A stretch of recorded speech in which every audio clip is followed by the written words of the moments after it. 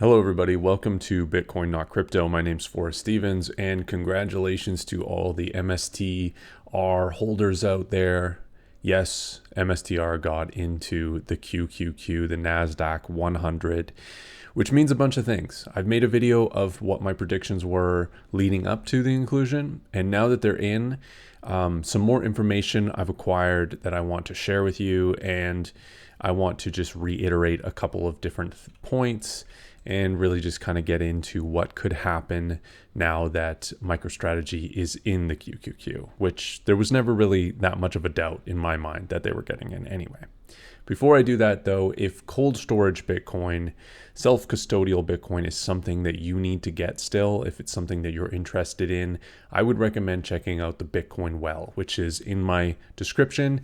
They are a non-custodial exchange, which means you send the money, they send you Bitcoin directly to your Bitcoin wallet or on Lightning, and they never hold your Bitcoin for you, which eliminates that third-party risk and is why I'm safe recommending them. The other reason I would recommend them is they have non-KYC options and the lowest spreads for a non-custodial exchange. And once again, just check them out in the link in the description. You'll also get some free Bitcoin for doing so. So the first thing I guess I should talk about is, do I expect the price to run up like crazy in this time frame of them being announced that they're included and them actually being included? Well, there is a lot of shares that all of these funds, these ETFs that track the NASDAQ 100 need to have acquired by then, but maybe they've already acquired them.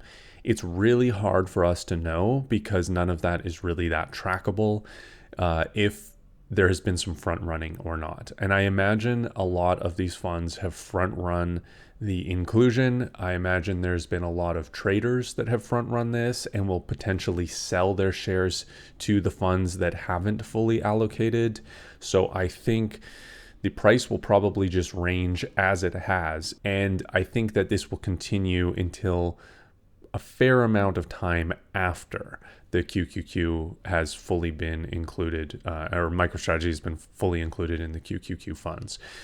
Now, I could be wrong about this. I mean, it's very hard making price predictions in the short term, and obviously I wouldn't trade on anything that anybody says. I would just kind of figure out and do your own theories on that. I think one thing that is just a really simple thing, but hasn't really been talked about much, is that I think there'll be some knock-on effects of other ETFs wanting to include MicroStrategy now. MicroStrategy being included into QQQ is a big sort of sign and validation of what they are as a company. And I think that there's all of these different funds that don't track an index, but they might be, top tech growth companies or something to do with Bitcoin or something, like along that line of growth company, basically. And these might start to include MicroStrategy, which is more passive flows, more inclusion flows, and more rebalancing flows. The more funds that MicroStrategy can get in, obviously, the better. So let's talk about those three ways that they're getting funds. Initial flows. So the initial flows into these funds, there's been a rough range of between 1 billion and basically 2 billion, just over 2 billion of initial flows estimated into the major and kind of all of the NASDAQ ETFs. And again, I think that those funds have probably been front run, and a lot of the at the market and a lot of the buying pressure has been kind of offsetting each other. So passive flows. These ETFs, I mean, NASDAQ is a pretty decent benchmark and it's a pretty good overall index to add to a portfolio to gain exposure to tech and to gain exposure to the winning tech out there. So these are market weighted indexes, so they'll put the bigger companies higher and they'll kick out the smaller companies or include them less by weight and percentage of the fund. So a lot of people that do a lot of passive investing will just allocate a certain amount of their investment to funds like this. So these funds grow. The QQQ and all of the others have all grown over time with the assets under management. So it means that there will just be consistent money coming in, and that money is going to be allocated to MicroStrategy to some degree, which should bolster up the price because it adds additional buying pressure from all of the funds that have MicroStrategy in them. Rebalancing flows. Now, this is something that I want to shed some light on, and I think if you want additional information, you should check out the link in my description for a video by Dan, Hillery, and Matt UTXO. They did a really great kind of research illuminating how MicroStrategy is different than a lot of the other tech companies that are in the NASDAQ. And it's really, really cool. So, but first I'll talk about rebalancing. So every quarter, these funds need to rebalance. The NASDAQ rebalances once a year, but all of these funds rebalance quarterly. So why they need to rebalance and why they don't need to rebalance is based on market cap. So say Apple's market cap goes up, they need to rebalance based on that market cap increase of Apple. However, if Apple has not issued any new shares or bought back any shares, then the market cap weight in that index will naturally have just increased because the share price has increased. So they don't need to buy or sell any shares if Apple hasn't issued or bought back shares. Now, of course, we understand here on this channel that MicroStrategy is issuing shares like nobody's business. They have done the biggest at the market issuance of any company ever. They've issued a notice that they're doing 21 billion, and they've just been hitting that at the market. They've been issuing new shares like crazy. So the market cap of MicroStrategy can theoretically go up and the share price can stay exactly the same. And the market cap is increasing because the shares are increasing, not the price of MicroStrategy. So this is a very different situation for these ETFs that need to rebalance because the market cap, the share price hasn't naturally gone up with the market cap. So it requires them every quarter to buy a ton of MicroStrategy shares if MicroStrategy is continuing to do the at the market share release. And that puts a lot of buying pressure on the stock during those times of rebalancing. Of course, they'll front run this too, but that just adds additional buying pressure throughout, which allows the strategies that MicroStrategy are doing to be more effective. So it's just, that's an incredible insight. And I recommend checking out the full video for an in-depth explanation of that. But I think I tried to put it just as simply there as possible. So the other thing that happens with a company that gets added to an index like this is a massive index. This is a massive deal for a company. This increases their credit rating, and part of their strategy has to do with credit. So their strategy is basically like a 2-point strategy right now. It's releasing a bunch of shares, new shares with the at the market, and then it's raising a bunch of money with convertible bonds. So this is where debt comes into play, and convertible bonds have usually an interest rate to them plus a convert price, and they can get better terms based on this. Now their interest rate that they're paying is like 0.68% based over all of the bonds that they have out currently. And this is a very interesting thing. All the backlash that comes, well, not all of it, but a lot of the backlash that comes with MicroStrategy is the idea that it's super over leveraged, and that a leveraged thing works until it doesn't, because a downtrend of the underlying asset will go even further down based on the leverage they have. Thing is MicroStrategy is super modest with their leverage. And what is beautiful about this two-pronged strategy they have is they can actually lower their leverage by issuing more shares, raising cash, and buying the asset that is underlying the company. Right? They're raising the floor. They're doing multiple things by buying Bitcoin and indefinitely storing it. They're raising their floor price because if we think, okay, in a bear market, MicroStrategy will trade very close to its NAV, right? Its net asset values. Well, this entire bull market and for basically the recent history of MicroStrategy, they've been raising the value, the amount of their net asset value, the amount of the Bitcoin that they've been holding. So that floor price in a bear market is constantly getting higher. Yes, it's connected to the price of Bitcoin itself, but I mean, how many of us think that Bitcoin is going to go down to 16,000 again, like it did at the FTX crash? I think that's very, very unlikely. I think it's getting more and more unlikely. So not only is the floor price of Bitcoin getting raised as more institutional adoption and more worldwide global adoption is happening, but the floor price of MicroStrategy is also raising because they're acquiring and putting on their balance sheet more and more Bitcoin. The other thing this does is because the leverage is based off of the net asset values that they have, that they basically, the more Bitcoin that they acquire, the more cash they raise through the ATM, the less leveraged they are based on their current convertible bond offerings. So this lowers their leverage based on their intrinsic value of the Bitcoin holding. And this allows them to do bigger convertible bond offerings with more favorable basically terms.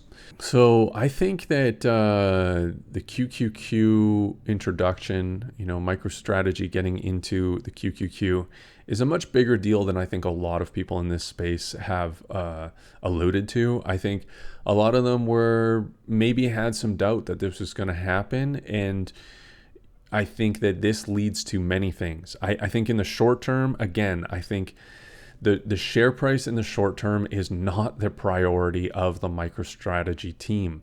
Their priority is acquiring Bitcoin. If you do not value the fact that they are providing Bitcoin yield, that they are increasing the stack of Bitcoin and therefore the amount of Bitcoin per share, then you are in the wrong position if you hold a MicroStrategy.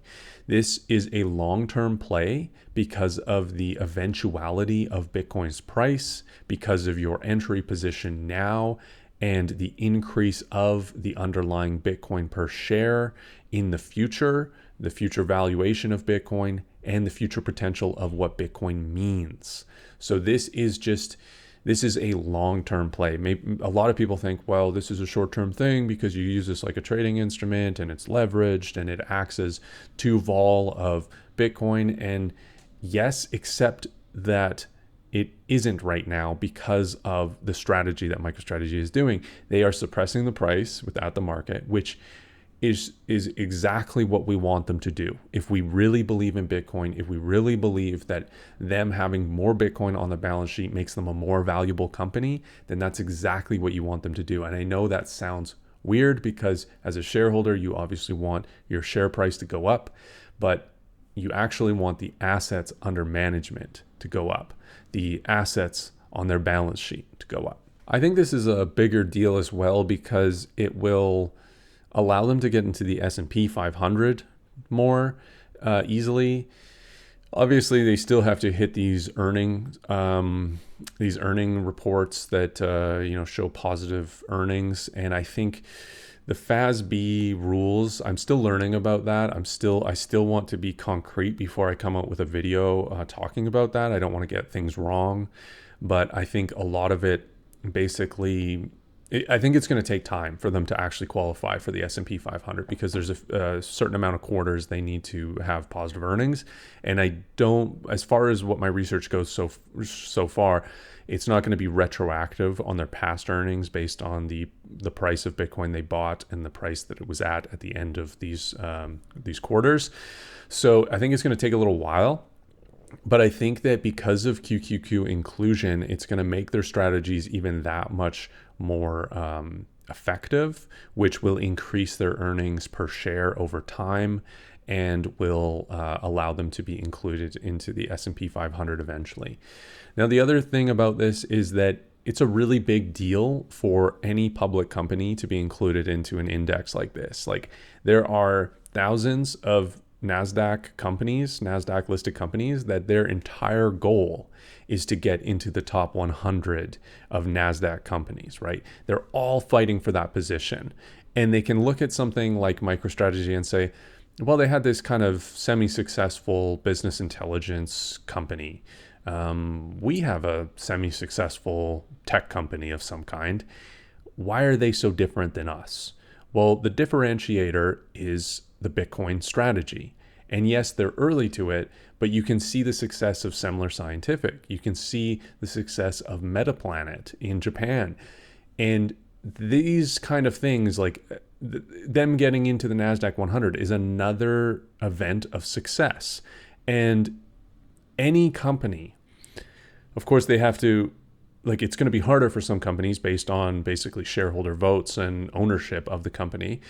But any company could adopt a Bitcoin Treasury Reserve strategy. If you look at some of the other examples of companies that got into the NASDAQ 100, this inclusion date, Palantir, not every company can get government contracts for basically military intelligence and, create AI and all of these things that help businesses and stuff. Like, these are much more difficult. Like, that has to be the full focus of a company. In MicroStrategy, there's thousands of employees, and 10 of them, basically a dozen of them, are working on this one side of MicroStrategy's business, and it is outperforming like crazy. And it is the reason that they have basically been so successful with their share price and with investor interest and their options chain and the increase in volatility. Like, nobody wants to be a non-volatile, like, no tech company wants to be a non-volatile, non-moving stock. They want volatility, they want interest, they want buyers and sellers, they want a market. And a lot of people are not interested in a lot of these companies. So what has been the interest in MicroStrategy? It has been their Bitcoin holdings and their Bitcoin strategy. And this is completely replicatable. And NASDAQ inclusion just draws more interest by these other companies. And I think that there will be a lot of more companies adopting a Bitcoin Treasury Reserve, which of course benefits MicroStrategy because they've already acquired a ton of Bitcoin.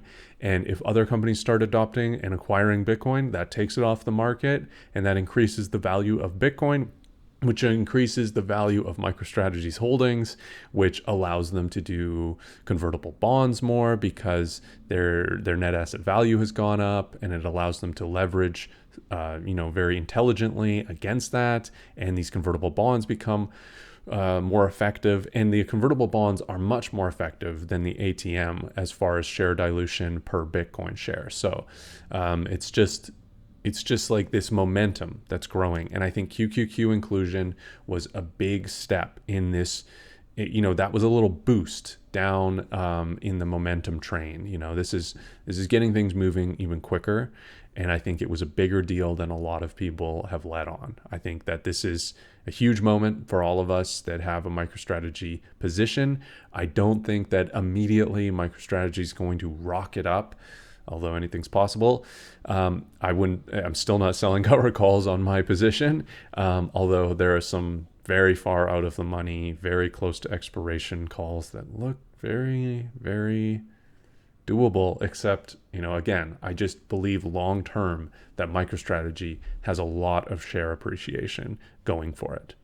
So if any of this has been unclear, if there's something that I haven't commented on that you'd like commented, I'm always in search of new topics of videos. So comment them in the comment section on YouTube. And I feel like I just said comment about 75 times. And thank you all for watching. We'll see you on the next video.